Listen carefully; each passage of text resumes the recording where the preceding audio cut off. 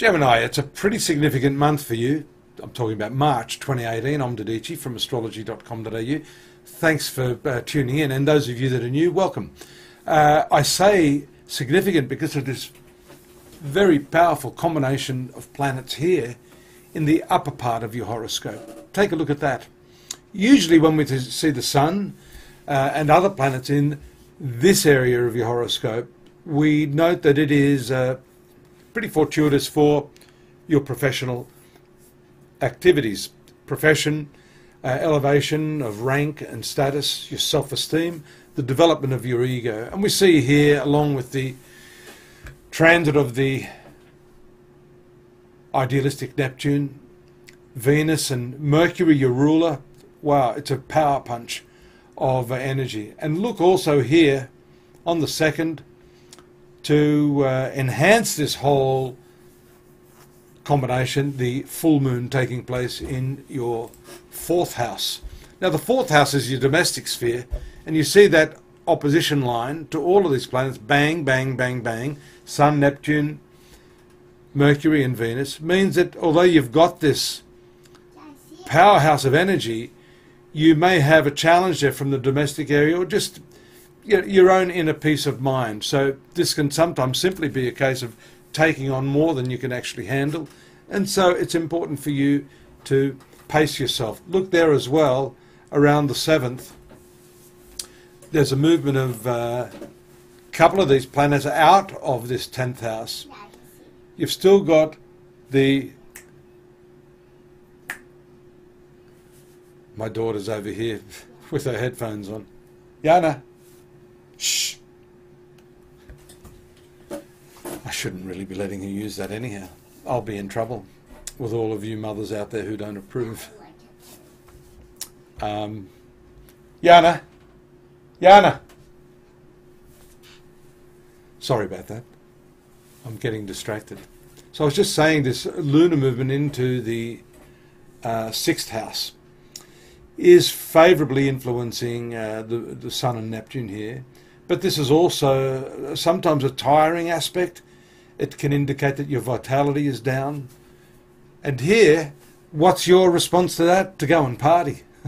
Venus and Mercury in the 11th. So just balance these social and domestic and professional affairs through this first week to 10 days.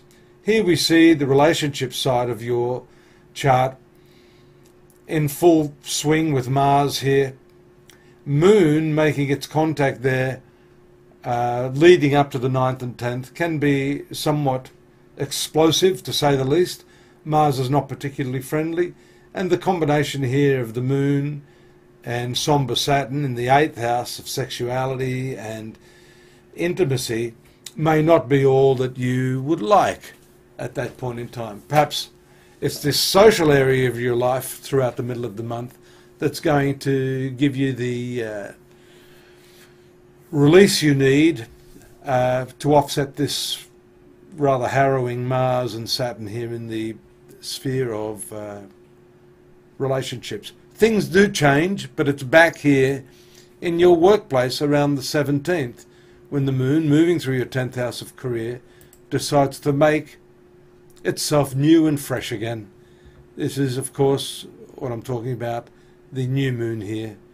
And the new moon occurring here in the 10th house. These lunations are very important.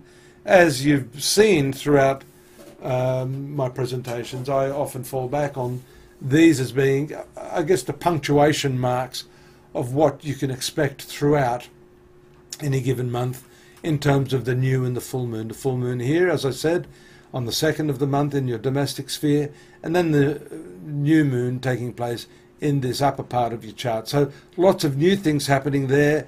The amplifying influence, the usually benign influence of Jupiter here with this new moon, the idealistic Neptune, all point to your work, professionalism being the showcase of the month, and something that you will want to turn around and to rejuvenate at this time of the year.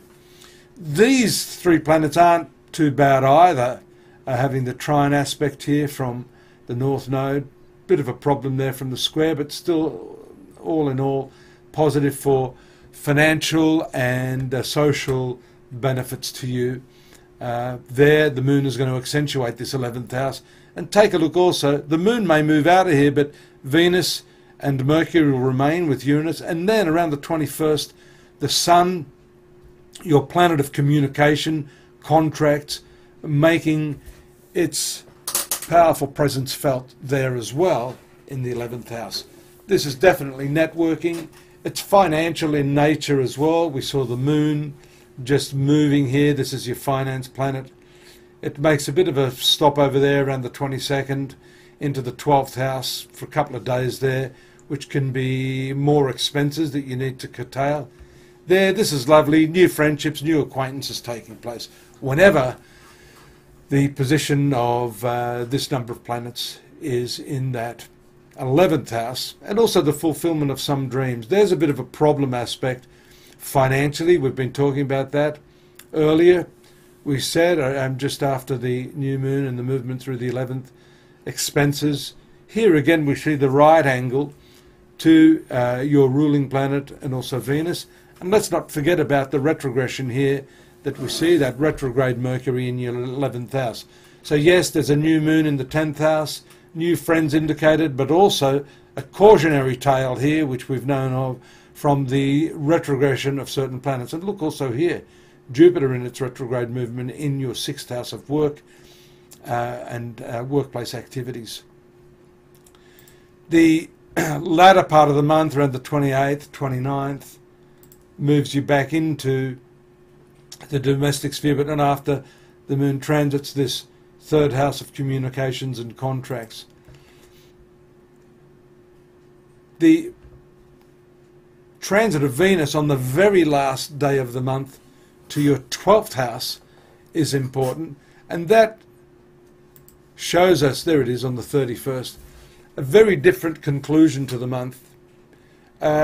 You may wear yourself out, you may push yourself here, there and everywhere, but the position of Venus, naturally a social planet, moving to your 12th house of self-gathering, and actually in some literature they say this is the house of one's own self-undoing.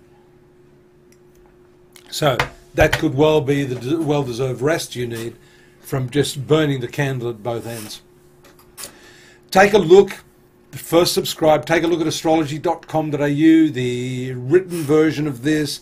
We have a whole lot of new topics emerging there on the site, some of them that I've written, some that my associates have written. Please check them out, take a look at your year in focus, and of course we have our personal readings with myself and other practitioners if you'd like to take advantage of that. Until next month, take care, bye-bye now.